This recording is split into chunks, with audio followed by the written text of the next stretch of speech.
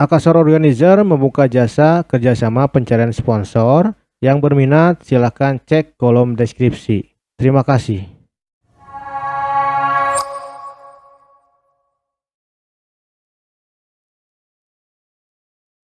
Hai semua, selamat datang di AKS Podcast. Apa kabar kawan-kawan? Semoga dalam keadaan sehat dan sukses selalu.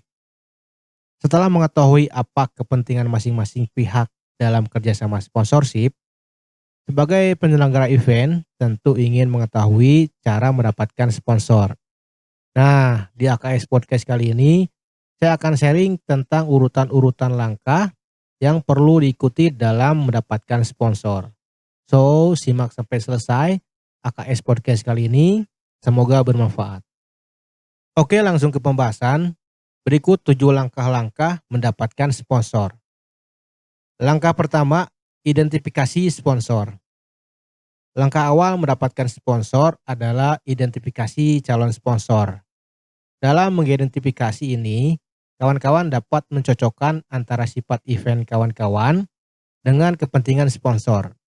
Sebagai contoh, apabila kawan-kawan hendak menyelenggarakan lomba mewarnai atau melukis dengan peserta anak-anak, kawan-kawan perlu mengidentifikasi perusahaan-perusahaan yang pasar sasarannya adalah anak-anak.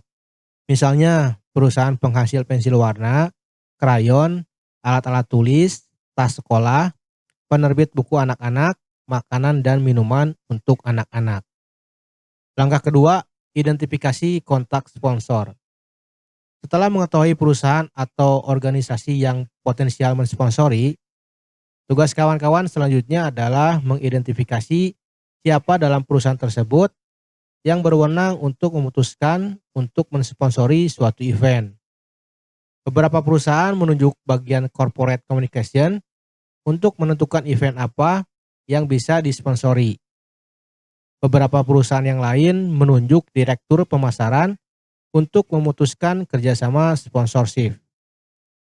Langkah ketiga, surat dan proposal. Setelah mengetahui siapa yang perlu dikontak atau kontak person untuk diajak bekerja sama sponsorship, kawan-kawan perlu mengirim proposal berikut sponsor kit. Proposal merupakan bentuk penawaran resmi kawan-kawan. Langkah keempat, kontak sponsor. Jika proposal telah dikirimkan, kawan-kawan tidak bisa menunggu calon sponsor untuk menghubungi kawan-kawan. Kawan-kawanlah yang perlu mengambil inisiatif mengontak calon sponsor. Langkah kelima, negosiasi dan kontak. Apabila sponsor menunjukkan minatnya untuk mendukung event kawan-kawan, kawan-kawan perlu membahas detail kesepakatan kerjasamanya. Tidak semua yang ditawarkan melalui proposal diterima begitu saja oleh calon sponsor. Mereka mungkin akan menawar untuk meminta imbalan lebih besar atau memberi nilai nominal dana sponsorship lebih kecil. Kawan-kawan harus menegosiasikannya dan hasilnya dituangkan dalam kontrak sponsorship. Langkah keenam, pelaksanaan event. Apabila sponsor sudah bersepakat untuk mendukung event kawan-kawan, pada saat pelaksanaan event menjadi tugas kawan-kawan untuk melaksanakan semua kesepakatan yang sudah ditandatangani dalam surat perjanjian sponsorship. Untuk menjaga kredibilitas, sebaiknya kawan-kawan tidak sekedar memberi kontraprestasi berdasarkan kesepakatan, tetapi melebihinya. Jadi berilah melebihi harapan. Apabila puas, sponsor akan bersedia menjalin kerjasama jangka panjang. Langkah ketujuh, pasca event. Ketika event sudah terselenggara, hubungan kawan-kawan dengan sponsor belum berakhir. Kawan-kawan perlu melaporkan pelaksanaan kerjasama sponsorship dan menjaga hubungan agar kerjasama bisa terus terjalin di masa yang akan datang. Kepastian keberlanjutan hubungan ini membuat keberlangsungan event kawan-kawan juga terjamin. Nah, itulah kawan-kawan sharing saya tentang 7 langkah-langkah mendapatkan sponsor. Oke, sampai di sini AKS Podcast kali ini. Semoga bermanfaat.